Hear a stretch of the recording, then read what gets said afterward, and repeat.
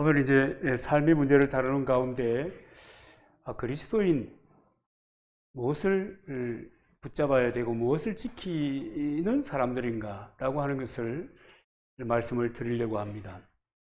그러려고 하니까 그러면 기독교의 신앙이 뭐냐? 우리가 뭘 믿냐? 라고 하는 것을 좀 먼저 말씀을 드리는 것이 맞겠다. 그런 생각이 드네요. 여러분, 기독교의 관점에서 신앙이라고 하는 것은 하나님의 절대적인 계시에 대한 사람의 적극적인 응답과 절대적인 순종의 삶이 여러분 신앙입니다. 하나님께서는 계시를 통해서 자신을 나타내시죠. 자신의 뜻이 무엇인가를 말씀하시죠. 그리고 하나님께서 요구하시는 것은 또 무엇인가를 말씀하고 있는 것입니다. 그 계시를 통해서 우리가 하나님을 알고 하나님의 뜻을 받아들이고 그 다음에 하나님의 그 뜻을 적극적으로 순종하는 삶을 이제 살아가는 것, 바로 그것이 기독교의 신앙입니다. 여러분, 우리 성경도 보면은 요한복음 3장 16절 우리 너무 잘 알잖아요. 하나님이 세상을 이처럼 사랑하사 독생자를 주셨으니 이는 저를 믿는 자마다 멸망치 않고 영생에 이르려 합니다. 선포입니다. 이렇다 이 하나님 계시거든요. 사도행전 16장 31절이죠. 주 예수를 믿으라 그리하면 너와 내 집이 구원을 얻으리라. 이 선포입니다. 이렇게 하면 구원을 얻을 것이다. 그러나 반대는 구원은 없다.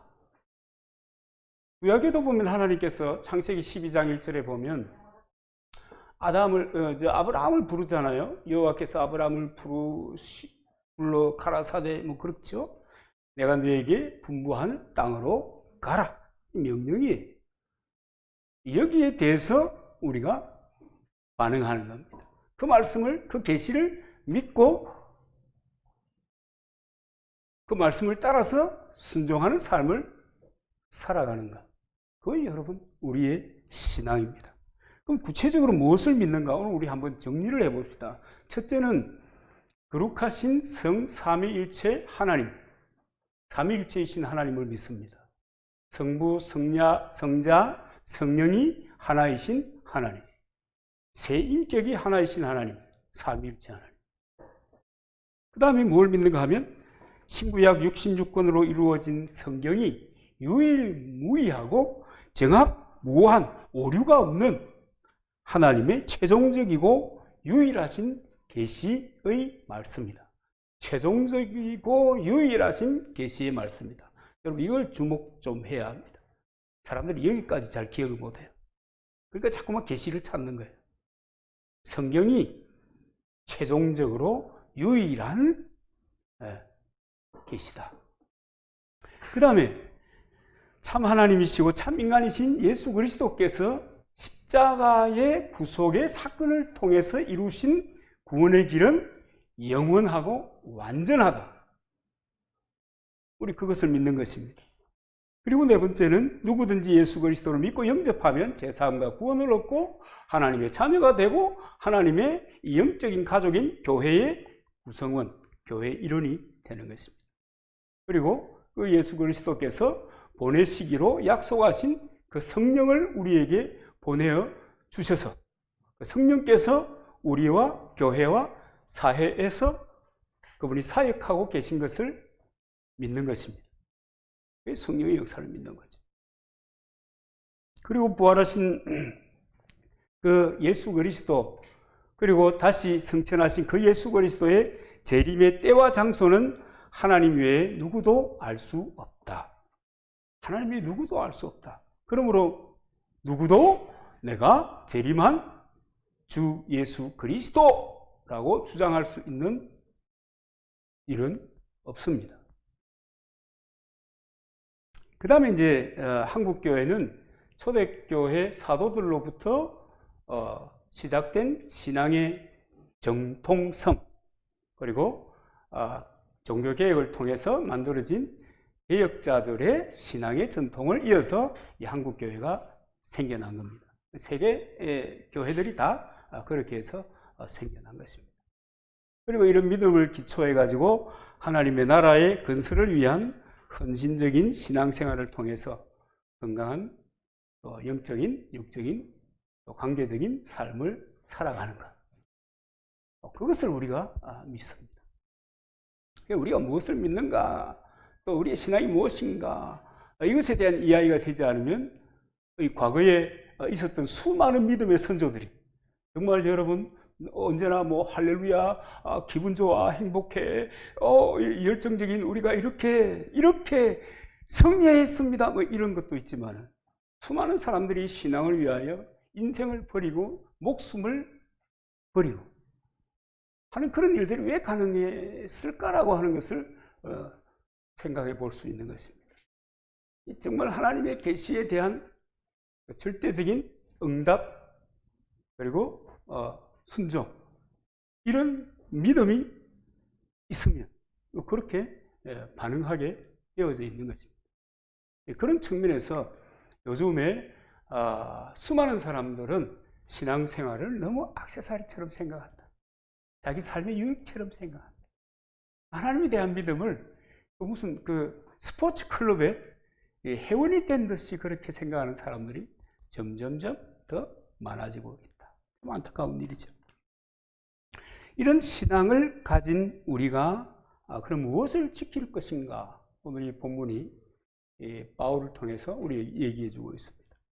첫 번째 보면 디모데전서 5장 22절 또 유다서 1장 21절에 보면 너 자신을 지켜 하나님의 사랑 안에서 자기를 지키며 그렇게 얘기해 주고 있습니다.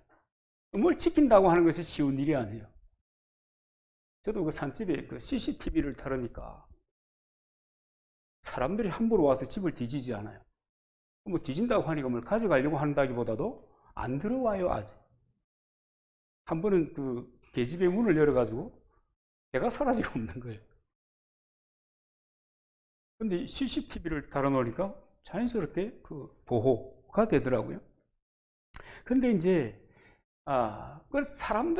사람들로부터 뭐 집을 지킬 수 있어요. 나라도 지킬 수 있어요. 그런데 자기 자신을 지키는 것은요, 대단히 어려워요. 안 그렇습니까? 자신을 지키는 것은 어려워요. 뭐든지 우리 자신이 가야 할 길이 있잖아요. 그 길을 꾸준히 묵묵히 그래서 사람들이 어떻게 하든지 간에 그 길을 간다. 이것도 자기를 지키지 않으면 어려운 것입니다. 그래서 자기를 지키는 것이 굉장히 중요합니다. 특별히 잠언 21장 23절에도 보면 입과 혀를 지켜라. 입과 혀를 지켜라. 입과 혀를 지켜라. 뭐 그렇게 말씀하고 있으니까 사람들은 이제 또 입과 혀를 지키는 것, 그 말이라고 하는 것은 그 사람의 인격이다. 뭐 이렇게 얘기되고 있으니까 사람이 때때로 자기가 말한 것과 다른 어떤 삶이라든가 어제는 오른쪽으로 말했는데 하룻밤 자고 나니까 왼쪽으로 말하는 경향이 생겨요. 그럴 때 사람들은 쉽게 비난하는 겁니다. 특별히 그리스도인들. 야, 봐라 말이야. 입과 말을 지켜야지 말이야. 근데 왜 그래? 그렇게 해서 실제로 곤욕을 당하는 사람들이 굉장히 많습니다. 그러나 여러분, 우리가 이것을 알아야 돼요. 우리는 그런 존재이다. 그럼에도 불구하고 지키려고 애를 쓰는 거예요. 저는 마태복음 7장 29절인가요? 기도 외에는 이런 유가 날 수 없느니라. 그렇게 생각합니다.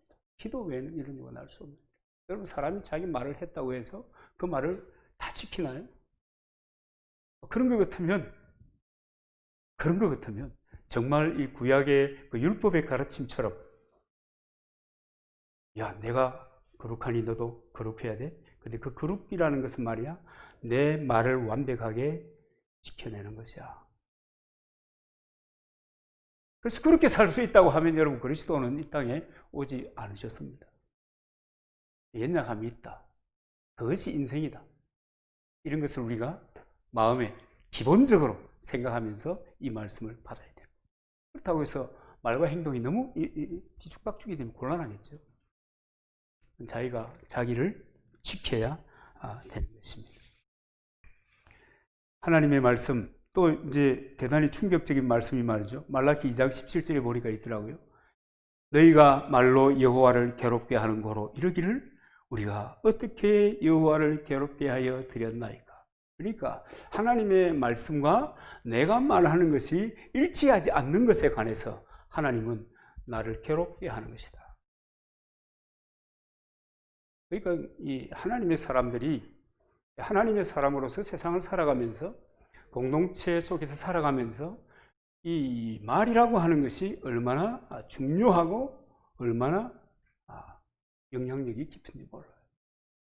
여러분 오늘 우리 찬양하면서 우리 박 집사님께서 삼손을 무너뜨리는 그 연약함, 이 시대의 연약함이 연약하게 우리를 무너뜨리는 것이 뭐냐? 매체들 아니냐?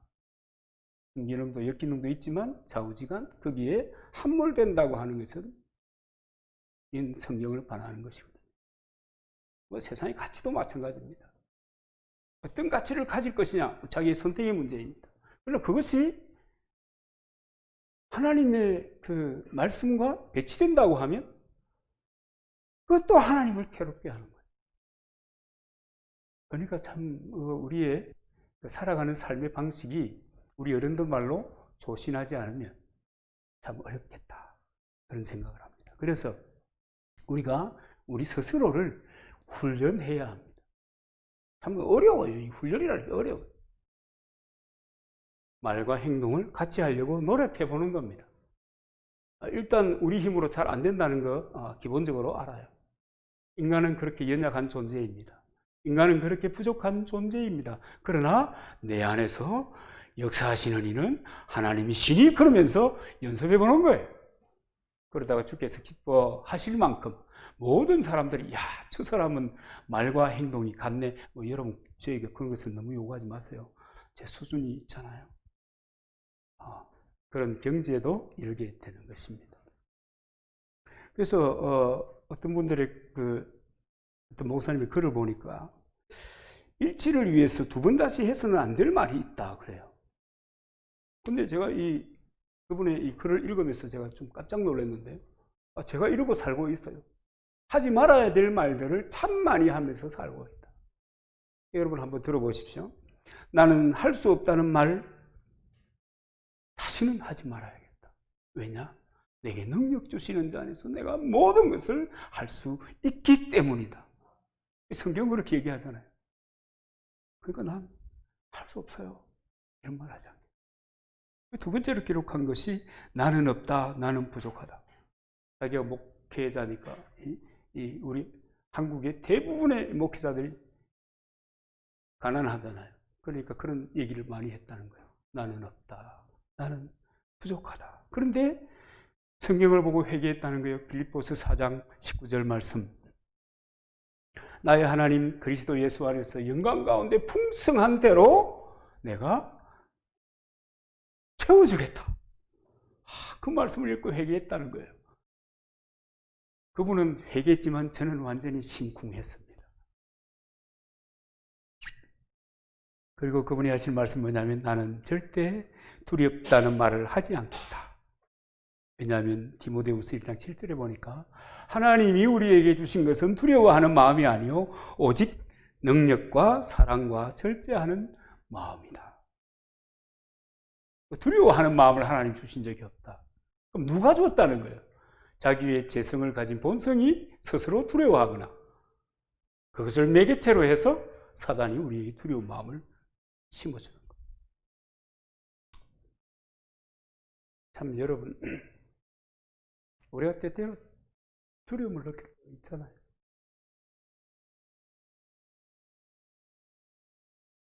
근데 두려워하지 마라. 하나님께서 주신 마음이 아니라는 거예요. 그리고 또 나는 믿음 없다는 말을 다시 하지 않겠다 그랬습니다. 왜냐하면 로마서 12장 3절에 하나님께서 각 사람의 믿음의 분량을 나누어 주셨다. 하나님이 각 사람에게 맞는 믿음의 분량을 나누어 주셨는데 내가 믿음 없다 이렇게 말해서는 안 된다는 거예요. 좀 공감이 갑니까? 그리고 다시는 약하다는 말도 하지 않아야겠다. 왜냐? 여호와는 내 생명의 능력이시기 때문에 그리고 다니엘서 11장 32절에 보면 오직 자기의 하나님을 아는 백성은 강하며 용맹을 떨칠 것이기 때문에, 자기 하나님을 아는 사람은 강하고 용맹을 떨친다. 그러니까 나 약하다는 얘기 이제 안 해야겠다. 우리나 저나 여러분이나 사실은 이것을 겸손의 표현으로 알잖아요. 그죠? 나는 부족합니다. 나는 가난합니다. 나는 정말 무능합니다. 나는 할 수 없어요. 겸손한 것처럼 들리는데 성경에 이렇게 그분이 비춰보고 묵상하는 가운데 깨달은 것이, 그래서는 안 되겠다. 왜 그래야 되냐? 왜 그래야 되냐? 그리스도께서 모든 것을 다 스포트해주고 있기 때문에. 심지어 내 안에 사는 그분이 그리스도이신데 뭘 그렇게 걱정하냐? 그 외에도 사탄이 내 삶을 주관하게 하는 말이 있더라고요. 그 다음에 나는 패배하는 말을 하지 않겠다. 왜냐하면 그리스도 안에서 항상 이기게 하시기 때문입니다. 나는 지혜가 부족하다는 말을 다시 하지 않겠다. 저도 상당히 이걸 읽으면서 좀 그렇더라고요. 지혜가 없으니 하나님, 지혜가 부족하거들랑 기도해라. 후히 주시고 넘치게 주신다. 그래가지고 나는 지혜가 많이 부족한 사람입니다 하는 것이 겸손한 건 줄 알았는데, 그리스도 예수가 하나님으로부터 나와서 우리에게 지혜가 되셨다. 예수 그리스도를 영접할 때 그분의 성령이 오셔서 우리 속에 계신 예수 그리스도, 그가 지혜가 되셨기 때문에 내가 지혜 없다 이 말하는 거 봐요. 그러니까 이 정말 그 믿음으로 살아가는 사람의 이 마음 씀씀이요 관점이라고 하는 거예요. 그건 너무 참 감동적이더라고요. 그리고 그분이 9번째로 얘기하는 것이 뭐냐면, 나는 질병이 내 삶을 지배하게 하는 말을 하지 않겠다. 왜냐? 이사야서 53장 5절에 그가 채찍에 맞음으로 우리가 나음을 받았기 때문에. 그래서 질병아 네가 무엇이냐? 세상 하늘에서 오는 것이 무엇이냐 하듯이 말. 질병아 네가 뭐냐? 그러니까 질병이 지배하게 하지 않겠다. 그 다음에 10번째가 그리스도 안에서 걱정과 근심하는 말을 하지 않겠다. 사실 우리가 이 걱정과 근심이 꼬리에 꼬리를 물고 다가오는데, 그것 때문에 또 두려움이라는 것이 오게 되고, 그죠? 그것 때문에 또 나는 왜 이렇게 부족하냐, 왜 이렇게 무능하냐, 꼬리에 꼬리를 물고 계속 내가 그리스도인됨을 고백하기에는 너무 부족한 그런 인간으로 침몰시켜버리는데, 그런 말 하지 않겠다. 왜냐? 베드로전서 5장 7절에 보니까 내가 나의 모든 염려를 다 주께 맡기면 그가 돌보시기 때문이다. 근데 이건 저는 이렇게 생각했어요.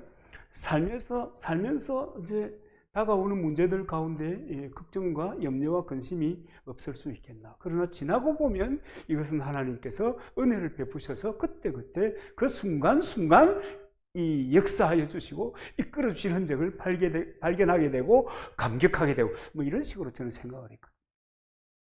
그래서 삶에 다가오는 문제 앞에 어떻게 사람이 걱정하지 않을 수 있냐 그랬는데, 여러분 저도 성경을 안 읽는 사람이 아니잖아요. 그런데 이분이 그리스도 안에서 근심과 걱정하는 말을 하지 않겠다. 왜냐? 내가 주께 맡겨버리면 그가 나를 돌보시겠다. 내가 그렇게 믿음이 없냐 이렇게 말하려고 하니까 또 믿음의 분량대로 주셨다. 야, 우리가 정말 거꾸로 살았다. 겸손한 줄 알고 그렇게 말하면 좀 이 믿음의 차원이 높은 삶을 살아가는 줄 알고 쏘았다. 여러분 어떤 생각이 들어요? 저 그런 생각이 들어요. 쏘았다. 나는 정말 쏘았구나. 그리고 11번째로 나는 속박과 묶임의 말을 2번 다시 하지 않겠다. 그분이 고린도후서 3장 17절을 예를 들었어요. 주의 영이 계신 곳에 자유함이 있느니라. 주의 영이 계신 곳에는 자유함이 있느니라.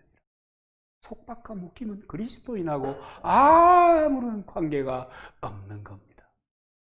꼬리에 꼬리를 물고 속박이 묶임이 아니다. 그리스도 안에는 자유함이 있다. 선언하고 살아가시길 바랍니다. 그리고 12번째로 나는 정죄하는 말을 하지 않겠다. 왜냐하면 로마서 8장 1절에 보면 내가 그리스도 안에 있음으로 정죄받지 않는다. 그러므로 이제 그리스도 예수 안에 있는 자에게는 정죄함이 없다. 나도 정죄함을 받지 않을 뿐만 아니라 그리스도 안에 있는 사람에 대한 정죄는 이제는 끝났다. 그러니까 하지 말고 받지 말고. 우리는 사실은 이 비판이라고 하는 이 긍정적인 차원의 생각을 가지고 비판, 비평 좀 비슷한 말인데 뜻은 좀 다릅니다. 우리 비평하기도 잘하지만 또 비판하기도 잘하잖아요. 결국은 비판이라고 하는 것은 정죄거든요. 비평이라고 하는 것은 좀 발전적인 의미가 좀 많이 있지만 그런 거 안 해야 되겠다. 그래서 야, 정말 나를 지킨다고 하는 것이 도대체 뭐였나? 우리가 스스로 지키면서 살아왔잖아요. 나름대로. 그죠? 나름대로 믿음 안에서 뭐 이렇게 살면 그 하나님께서 그래도 좀 봐주실 거야. 여러분 어떻게 하시니 좀 봐주실 거야. 그렇게 생각하면서 살아오는데 너무 참 공부스럽더라고요. 자신을 지킨다는 것이 어렵습니다. 그 잠언 4장 23절에 보면 무릇 지킬 만한 것보다 더욱 내 마음을 지켜라. 생명의 근원이 이에서 남이니라. 나를 지킨다고 하는 것 굉장히 중요합니다. 여러분 스스로를 지키시기를 바랍니다. 누가 지켜주는 게 아니에요. 은퇴하신 어른들에게 늘 듣는 말이 이제 독립교회가 됐잖아요. 최근에도 이제 그 어른들을 만나서 얘기 듣는 중에 참 우리 교단에 있을 수 없는 뭐 불행한 일이 일어났다고 뭐 그런 얘기 하시면서 하는 얘기가 뭐냐면 그런 거야. 네가 너를 지켜야 돼. 그러면서 또 팔 얘기를 하더라고요. 저도 많이 사용해 본 건데 이 팔은 네가 흔들어야 되는 거야. 여러분 누가 지켜주는 게 아니에요.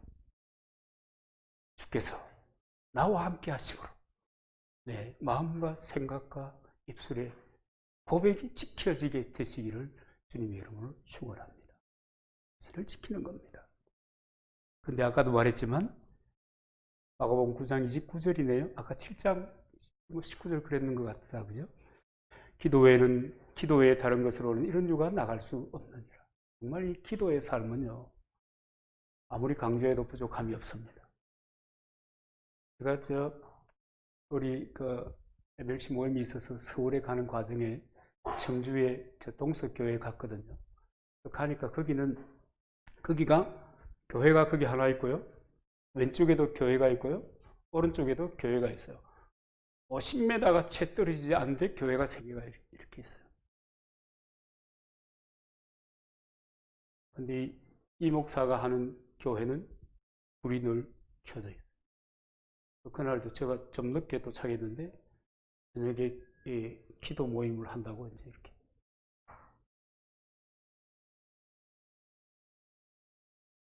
저렇게 지켜나가는 거구나. 도시에서 지켜나가는구나. 지금 도시는요 스스로 교회가 교인을 지키지 못했어요.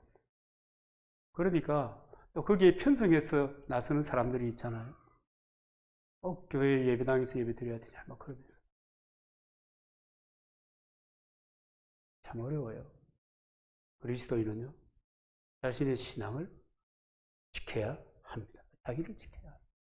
그 그리스도인이 지켜야 될 두 번째는 뭐냐면 하나님의 말씀을 지켜야 하는 겁니다.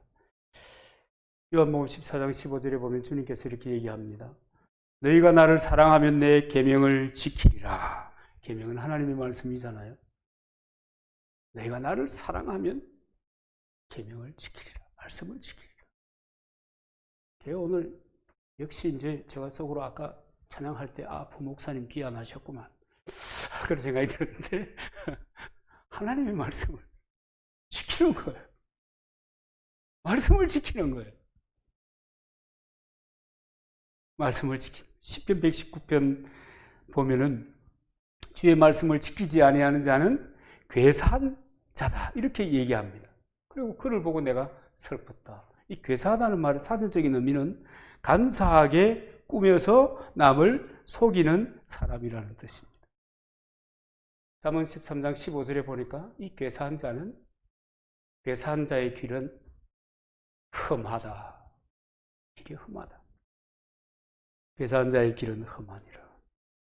그런 사람의 이 종말이라고 하는 것은 대단히 어렵기 때문에 시편 기자는 그 괴사한 자들을 보고 슬퍼하는 거예요.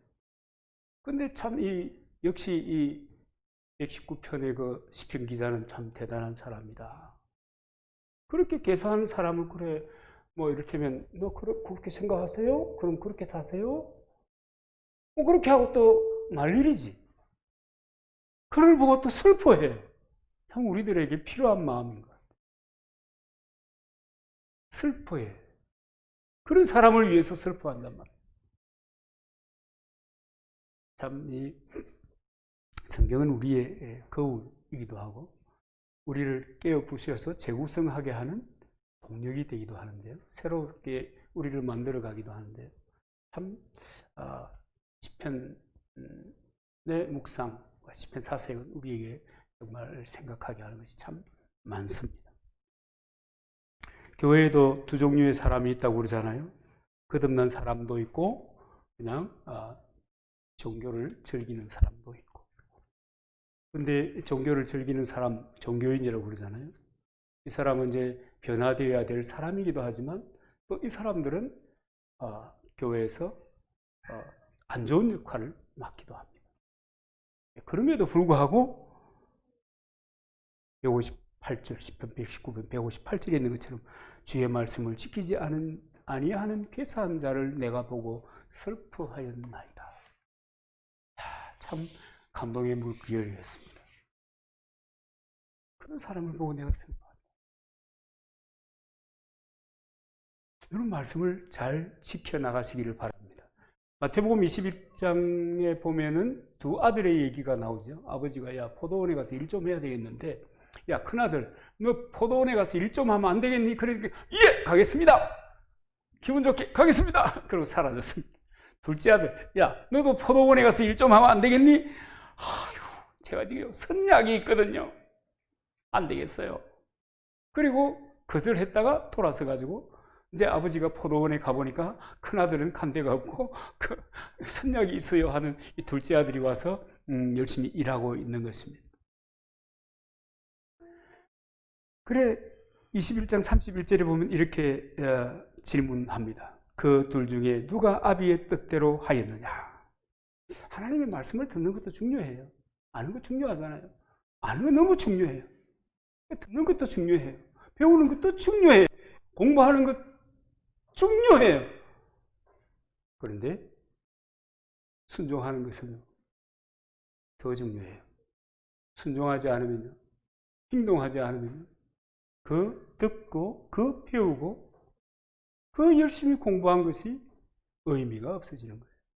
그래서 이 지킨다라고 할 때 그 지킨다라고 하는 그 헬란 말의 뜻이 뭐냐면 수호하다, 복종하다는 뜻이 있어요. 수호하는 것, 복종하는 것.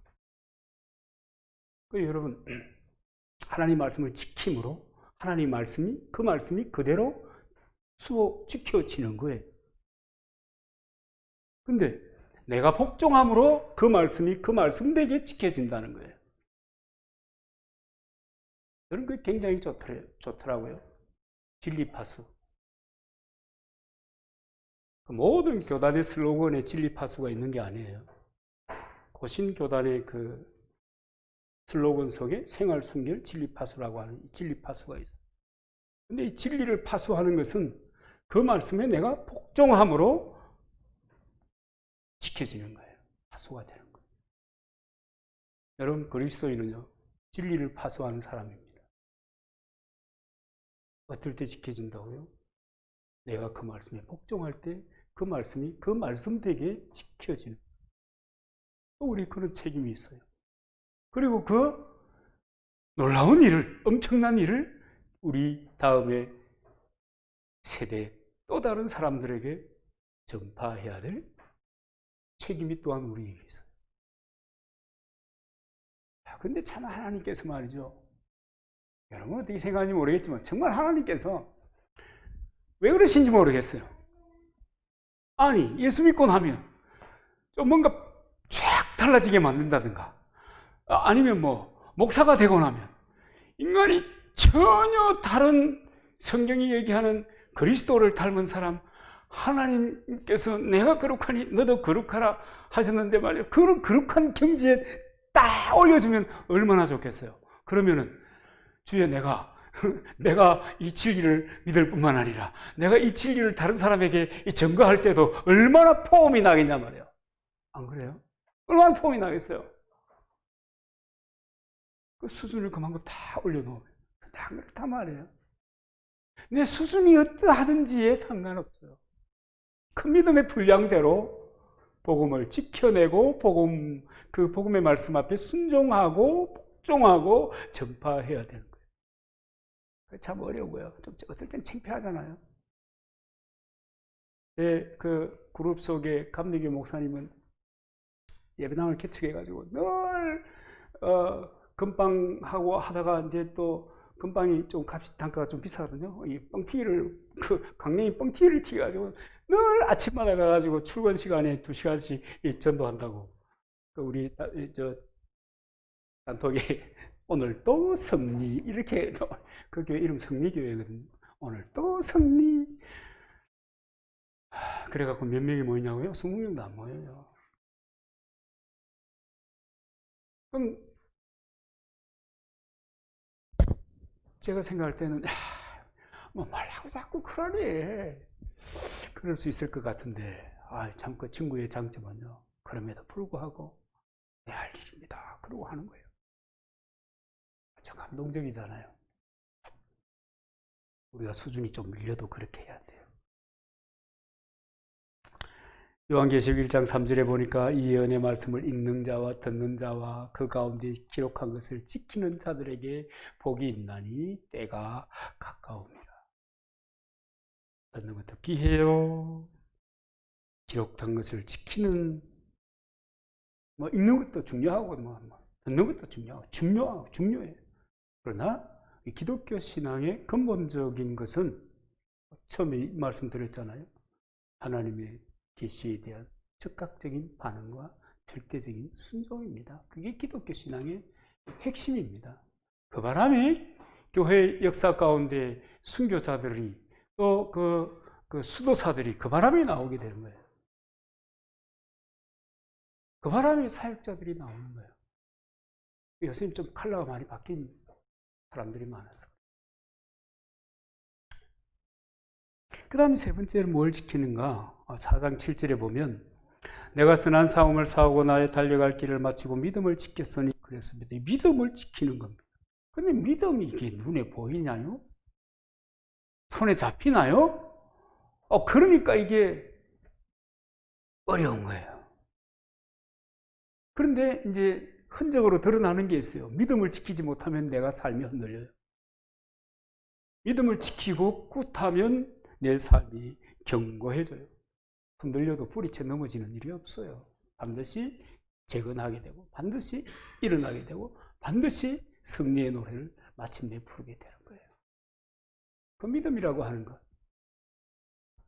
어떻게 보면 실체도 별로 없는 것 같아. 그죠? 왜냐하면 사람들이 어떨 때는 믿는 것 같았다가 어떨 때는 안 믿는 것 같잖아요. 그럼 도대체 믿음이 뭐야? 그죠? 그런데요, 이 성경의 믿음이라고 하는 것은 뭐 다른도 마찬가지겠지만 의지하고 믿고 맡기고 따라가는 겁니다. 한번 해볼까요? 의지하고 믿고 맡기고 따라가는 것이다. 그게 믿음입니다. 성경이 가는 대로. 그래서 칼빈이 성경이 가는 대로. 그분은 너무 거기에 밀착하다 보니까 계시록에 대한 이야기를 풀지 않았잖아요. 여기까지다 이러면서 가는 데까지 가고 성경이 가는 데까지 가고 성경이 멈추는 곳에 나도 멈춘다. 그래가지고 계시록 이 강의 주예서를 쓰지를 않았어요. 그러니까 하나님 말씀을 믿고 맡기고 그저 따라가는 거예요. 그게 믿는다는 거예요. 여러분 그 믿음에 여러분 승리하시기를 바랍니다. 그러니까 이 믿음이 흔들리면 다 흔들리는 거예요. 그런데요, 믿음을 가진 후에, 믿음을 지킨 후에 하나님께서 반드시 은혜를 주십니다.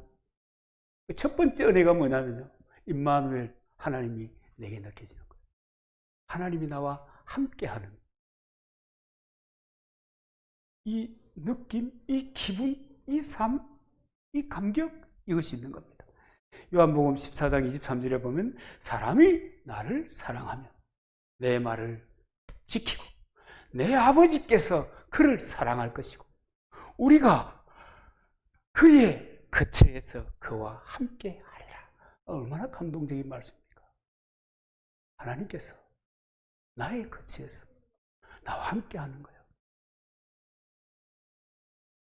하나님을 사랑하면 그 말씀을 지키게 되고 그 말씀을 지키는 사람은 하나님께서, 성부 하나님께서 사랑하시고 성삼위께서 우리의 거처에서 함께 거하게 하신다. 임마누엘이 되신다. 그러니까 바울이 그렇게 고백하는 거죠. 야, 이제는 내가 사는 것은 내가 사는 것이 아니야. 내 안에 계신 그리스도가 사는 것이야. 그렇게 고백할 수 있는 거죠.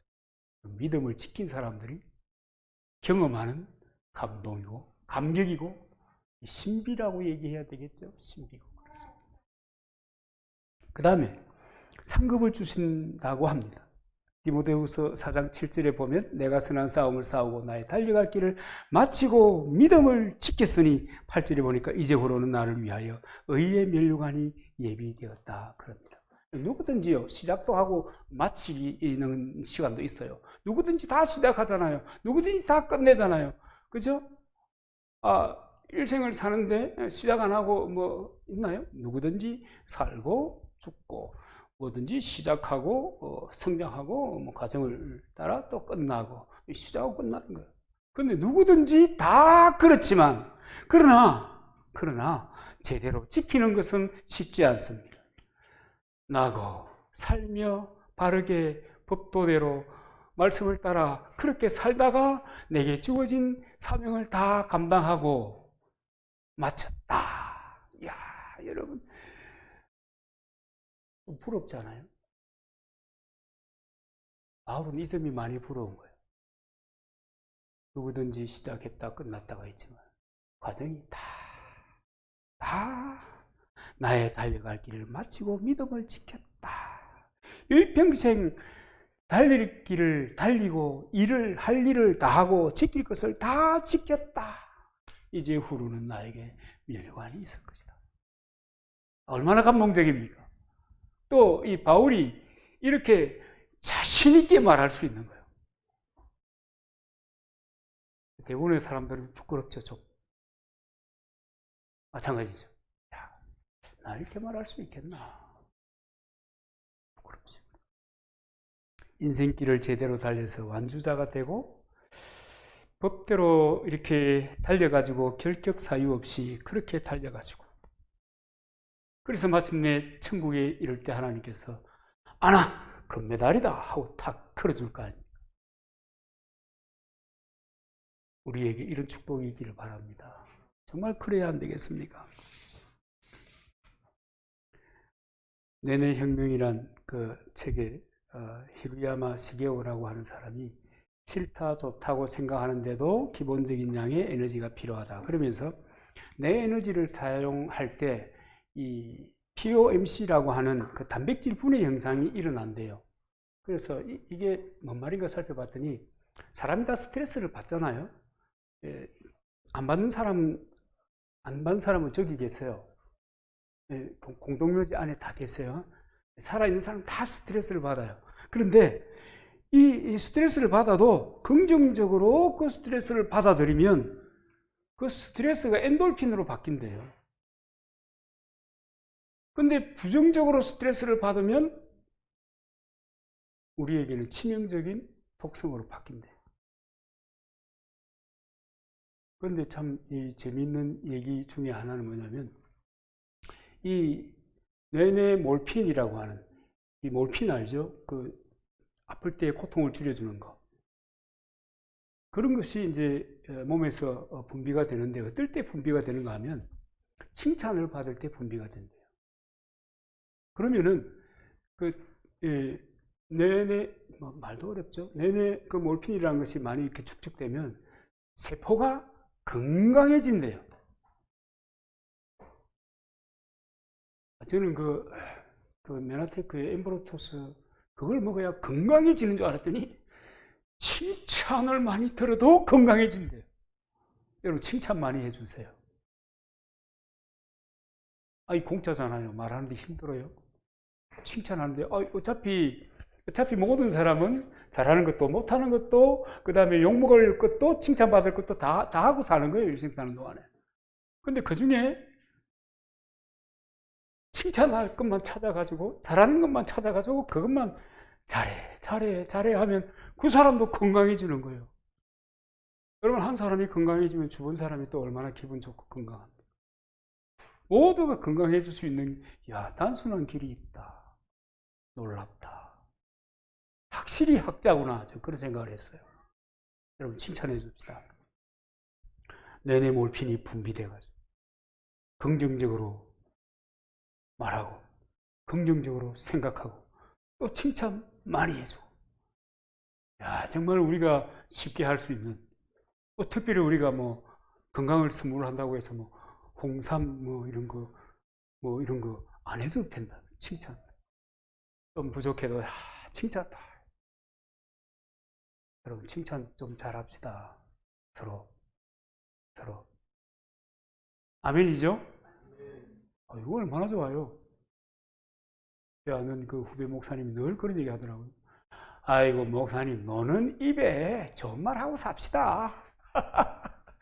너는 입에 좋은 말 하고 삽시다. 근데 그 좋은 말이 말이에요. 놀라운 일이 생기는 거예요. 그 믿음이라는 것도 그리스도인의 믿음이라는 것도 주 안에서 인생 만사를 플러스로 보고 긍정적으로 말하고 사는 겁니다. 말하고 부정적으로 말하고 살 겁니까? 안 그래도 피곤한데. 그죠? 여러분, 우리 이 세상의 위인들 고타마 스탈타도 위인이잖아요. 인생은 고해다. 그가 깨달은 인생이에요. 인생은 고해잖아요. 고해인데 굳이 부정적이고 굵고 그럴 필요가 없잖아요. 그렇기 때문에 더욱 칭찬하고 한번 같이 해봅시다. 칭찬합시다. 제가 그 정도로 좋은 줄 몰랐어요. 여러분 그리스도인은요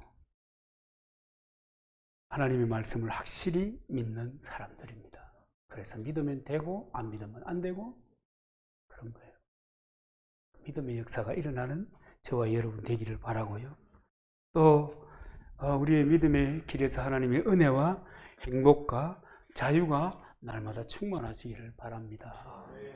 그리스도인 지킬 것을 지킴으로 하나님의 은혜와 복을 누리는 사람들입니다.